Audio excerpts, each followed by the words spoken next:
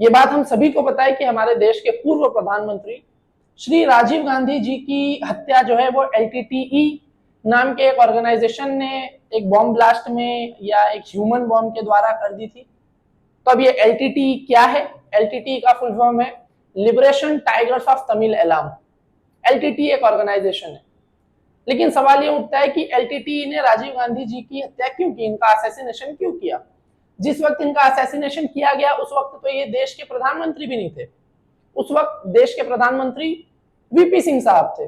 तो फिर इनका असैसिनेशन क्यों किया गया, आज के इस वीडियो में हम समझने की कोशिश करेंगे, ठीक है। लेकिन ये वीडियो शुरू करने से पहले मैं आपको एक चीज समझाना चाहूंगा कि हाल ही में सोनी लाइव ने एक बहुत ही बढ़िया वेब सीरीज लाई है जिसका नाम है द हंट।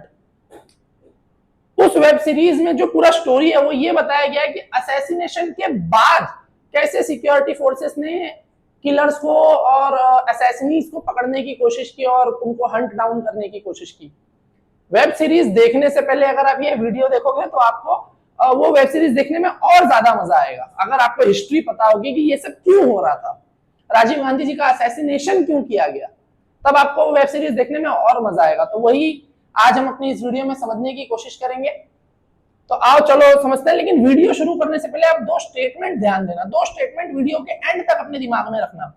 एक स्टेटमेंट है राजीव गांधी जी का, India can not remain a mute spectator to the killing of innocent Tamils. और दूसरा स्टेटमेंट है एलटीटीई के लीडर प्रभाकरन का, जहां पे वो कह रहे हैं the IPKF mission was not peace keeping but to annihilate us. अच्छा, यहाँ पे आईपीकेएफ का मतलब क्या है? आईपीकेएफ का मतलब है इंडियन पीस कीपिंग फोर्सेस, ठीक है। तो ये दो स्टेटमेंट याद रखना कि राजीव गांधी जी क्या कह रहे हैं कि India can not remain a mute spectator to the killing of innocent Tamils, यानी कुछ तमिल्स इनोसेंट है, कुछ इनोसेंट तमिल्स की बात हो रही है। और दूसरे ये जो एलटीटीई के लीडर हैं ये कह रहे हैं कि इंडियन पीस कीपिंग फोर्सेस का मिशन पीस कीपिंग नहीं था बल्कि हम सबको खत्म करना था। तो इस चीज को ध्यान में रखते हुए हम चलेंगे अपने व्हाइट बोर्ड पे, जहां पे मैं आपको इस चीज की डिटेल हिस्ट्री समझा पाऊंगा। तो देखो सारा जो मामला शुरू होता है, देखो ये पूरा जो केस है वो 1980 से 1990 के बीच का, इस दशक का पूरा केस चल रहा है, ठीक है। इस दशक में अलग अलग सिनेरियोज, अलग अलग इवेंट्स हो रहे हैं जिनकी वजह से ये पूरा जो केस है राजीव गांधी जी के असैसिनेशन का वो होता है। अब इस दशक में श्रीलंका के अंदर दो ग्रुप हो जाता है। अब देखो किसी भी कंट्री के अंदर ये हमेशा से हिस्टोरिकली देखा गया है कि एक माइनॉरिटी ग्रुप होता है और एक मेजॉरिटी ग्रुप होता है। तो जो मेजॉरिटी ग्रुप होता है वो हमेशा माइनॉरिटी ग्रुप को सताने की कोशिश करता है, हर जगह ये देखा ही जाता है। तो इस दशक में श्रीलंका के अंदर भी ऐसे दो ग्रुप हो जाता है, एक हो जाते हैं श्रीलंकन्स और एक हो जाते हैं तमिल, श्रीलंकन तमिल्स। ये मेजॉरिटी ग्रुप होते हैं और ये माइनॉरिटी ग्रुप होते हैं। ये लोग जो है वो श्रीलंका के अंदर मेजॉरिटी में है और ये जो श्रीलंकन तमिल हैं ये माइनॉरिटी हैं श्रीलंका के अंदर, ठीक है। अब क्योंकि ये लोग भी तमिल भाषा बोलते हैं तो समहाउ तमिल जो है वो इंडिया की लैंग्वेज है, तमिलनाडु की है, तो इंडियंस को जो है इनके साथ थोड़ा सा लगाव है। जैसे आज भी हम जो इंडिया में बहुत सारे लीडर्स हैं और बहुत सारे लोग हैं जिनको पाकिस्तानी हिंदुओं से थोड़ा लगाव होता है और बांग्लादेशी हिंदुओं से लगाव होता है ना, तो इस तरीके से इंडिया में बहुत सारे मुस्लिम्स हैं जिनको फिलिस्तीन के मुस्लिम्स से लगाव होता है क्योंकि वो उनकी अपनी कम्युनिटी उनको फील होता है। तो वही सेम केस यहाँ पे भी था। तो इस दशक में क्या होता है श्रीलंका के अंदर कि यहाँ पे ये मेजॉरिटी वर्सेस माइनॉरिटी का खेल चालू हो जाता है और ये जो मेजॉरिटी ग्रुप है वो माइनॉरिटी ग्रुप को हैरेस करना शुरू करता है, उनको सताना शुरू करता है। और 1983 के अंदर श्रीलंका में एंटी तमिल प्रोपोगंडा चालू हो जाता है, एंटी तमिल प्रोपोगंडा चालू हो जाता है, आप ऐसा समझ लो।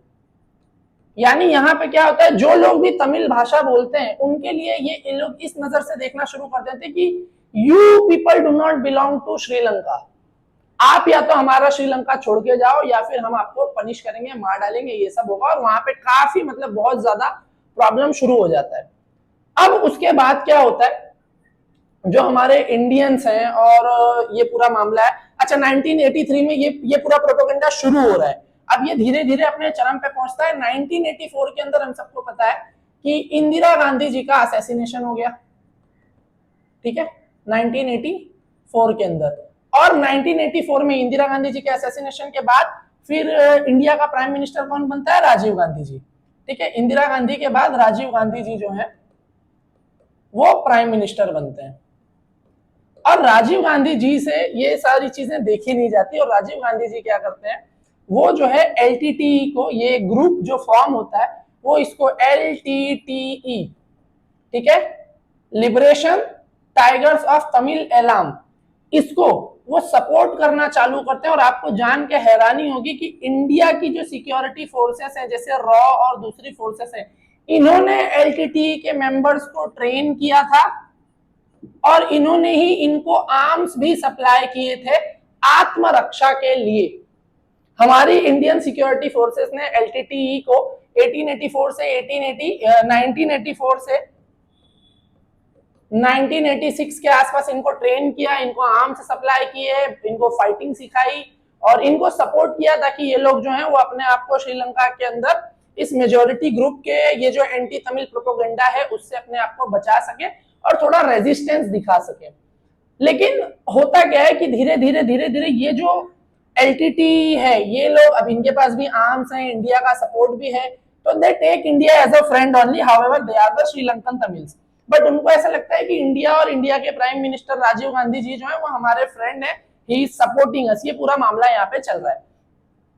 अब होता क्या है कि 1987 में ये जो इनका और इनका कॉन्फ्लिक्ट है श्रीलंका में, वो इतना ज्यादा एग्जैजरेट होने लगता है और इतना ज्यादा बढ़ने लगता है कि उस वक्त फिर जो श्रीलंका के प्रेसिडेंट होते हैं उनका नाम जयवर्धने, ठीक है, जयवर्धने, ये जो है वो राजीव गांधी जी को मिलते हैं और राजीव गांधी जी और जयवर्धने के बीच में एक इंडो श्रीलंकन पैक्ट होता है, ठीक है, पीस अकॉर्ड होता है। इन दोनों के बीच में एक पीस अकॉर्ड साइन होता है।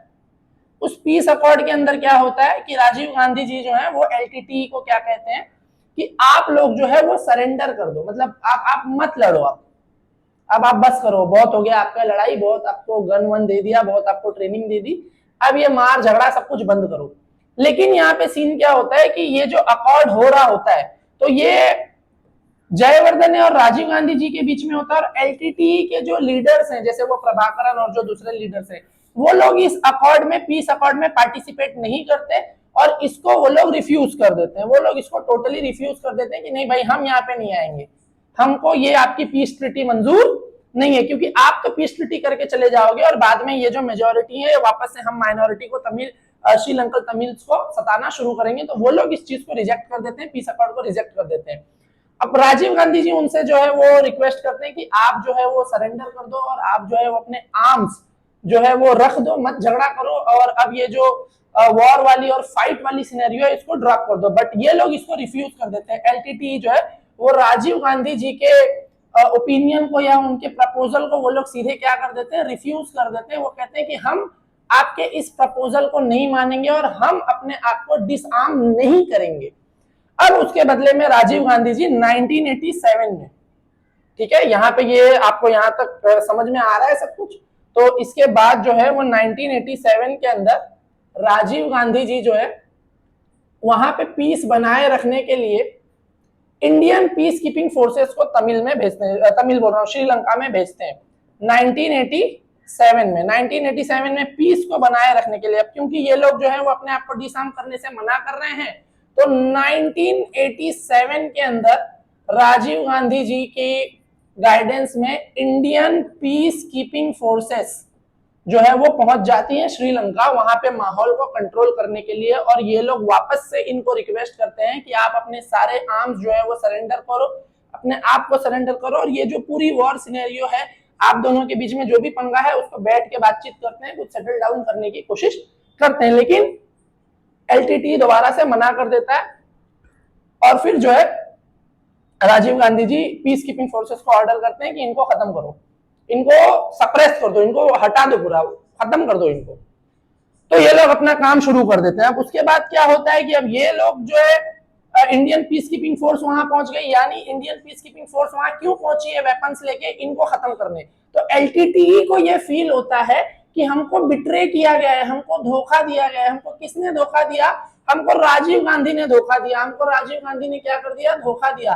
पहले तो राजीव गांधी ने एलटीटीई को सपोर्ट किया, हमको जो है वो आपने ही ट्रेन किया, हमको आपने ही जो है वो आर्म्स सप्लाई किए, और उसके बाद ऑल ऑफ सडन आज आप आके जो है वो बोल रहे हो कि नहीं नहीं ये अपना बंद करो, और अदरवाइज अगर आप नहीं बंद करोगे तो हम अपनी फोर्सेस भेज रहे हैं जो आपको खत्म कर देंगे।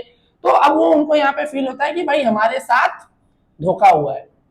तो ये जो तमिल एलटीटीई के श्रीलंकन तमिल के जो एलटीटीई के मेंबर्स हैं, ये लोग इंडियन पीस कीपिंग फोर्सेस के साथ फुल स्केल वॉर में जाते हैं। 3 साल वो वॉर चलती है और अराउंड 1200 जो है वो लोग मारे जाते हैं दोनों तरफ से, मिला जुला के टोटल 1200 लोगों की हत्या हो जाती है, किलिंग हो जाती है, जिसमें इंडिया के भी कई लोग हैं और वहां के भी कई लोग हैं।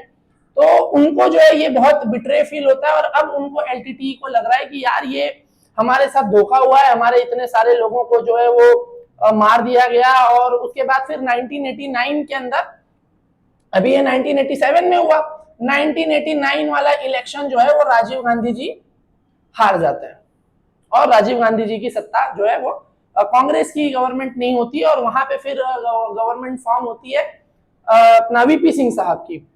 लेकिन 1991 में अच्छा, जब ये राजीव गांधी जी की सत्ता खत्म हो जाती है, वीपी सिंह साहब आ जाते हैं, तो धीरे धीरे जो इंडियन पीस कीपिंग फोर्स है ये श्रीलंका से विड्रॉ कर लेती है, और धीरे धीरे ये लोग वापस इंडिया में आ जाते हैं।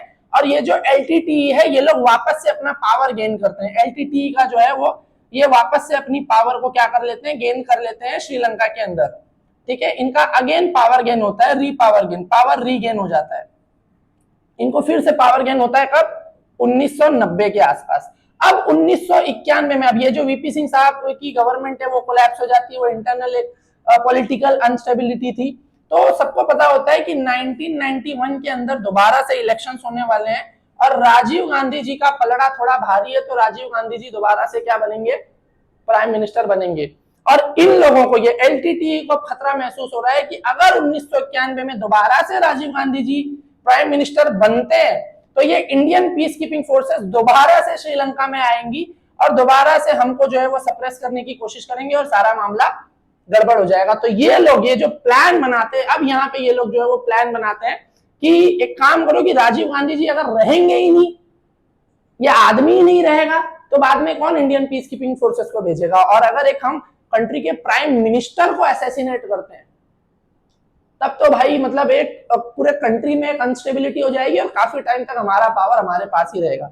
तो इस पॉइंट ऑफ व्यू के साथ राजीव गांधी जी के असैसिनेशन का पूरा प्लान होता है, और 1991 में जो है वो तमिलनाडु के अंदर एक जगह पे वो अपने पॉलिटिकल कैंपेन के लिए गए होते हैं, इलेक्शन कैंपेन के लिए गए होते हैं, जहां पे उनको असैसिनेट कर दिया जाता है। ये वाली स्टोरी, अब यहाँ से इसके आगे की पूरी स्टोरी जो है वो आपको इस द हंट वाली वेब सीरीज में देखने को मिल जाएगी। लेकिन वेब सीरीज में ये सब नहीं समझाया गया, ये मैं आपको समझाना चाहता था कि ये सब क्यों हो रहा था। ठीक है, अब आपको याद होगा वो 2 स्टेटमेंट जो मैंने आपको शुरू में बताए थे, वो दोनों स्टेटमेंट्स क्या थे? हम दोबारा से उन स्टेटमेंट्स को देखते हैं। तो आपको अब जब आप इस वेब सीरीज को देखोगे ना, तो आपको बहुत मजा आएगा देखने में, क्योंकि अब आपको चीजें समझ में आएंगी। अब 1987 के टाइम पे राजीव गांधी जी जो है वो कहते हैं कि भाई India can not remain a mute spectator to the killing of innocent Tamils, और इसी बात को लेके फिर जो है वो अपने इंडियन पीस कीपिंग फोर्सेस को भेजते हैं। तो जब इंडियन पीस कीपिंग फोर्सेस के साथ बातचीत हो रही होती है, तो उन्होंने ये स्टेटमेंट दिया था कि भाई हमने जो है एलटीटी को इसलिए ट्रेन किया था और इसलिए पूरा मामला वो सब किया था ताकि हम इनोसेंट तमिल्स को मरते हुए नहीं देख सकते।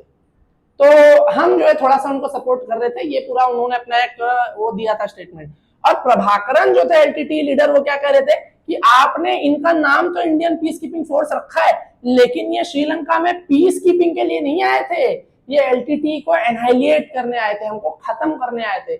इसलिए हमने जो है वो इनके अगेंस्ट वॉर जो है वो डिक्लेयर की, और हमने जो है इतना पूरा जो है कत्लेआम मचाया और सारा मामला हुआ। तो मुझे उम्मीद है कि आपको ये पूरा राजीव गांधी जी के असैसिनेशन वाला जो केस है, एलटीटी का पूरा बैकग्राउंड का हिस्ट्री समझ में आ गया होगा कि यहाँ पे क्या चल रहा था, कैसे चल रहा था। और अब जब आप ये द हंट वेब सीरीज देखोगे तो आपको इसके बाद की आगे की पूरी स्टोरी पता चलेगी कि कैसे जो है वो आगे कौन कौन कैरेक्टर्स थे, किसने किसने अपने बॉडी के ऊपर बॉम्ब लगा के कैसे जो है वो पूरा आगे का मामला हुआ, और वो आगे का पूरा आपको कैरेक्टर्स और पूरी वो स्टोरी आपको आप वेब सीरीज में देखोगे तो आपको समझ में आएगा। फिलहाल यहाँ पे मैं यही समझाना चाहता था, और ये मुझे उम्मीद है कि मैं आपको समझा पाया। अगर वीडियो पसंद आए तो वीडियो को लाइक जरूर करना, अपने फ्रेंड्स के साथ, फैमिली के साथ शेयर जरूर करना, और इसी तरीके की और इंटरेस्टिंग वीडियोस देखते रहने के लिए मुझे इंस्टाग्राम पे भी फॉलो कर सकते हो। फिलहाल के लिए तो गुड बाय, मिलते हैं नेक्स्ट वीडियो में।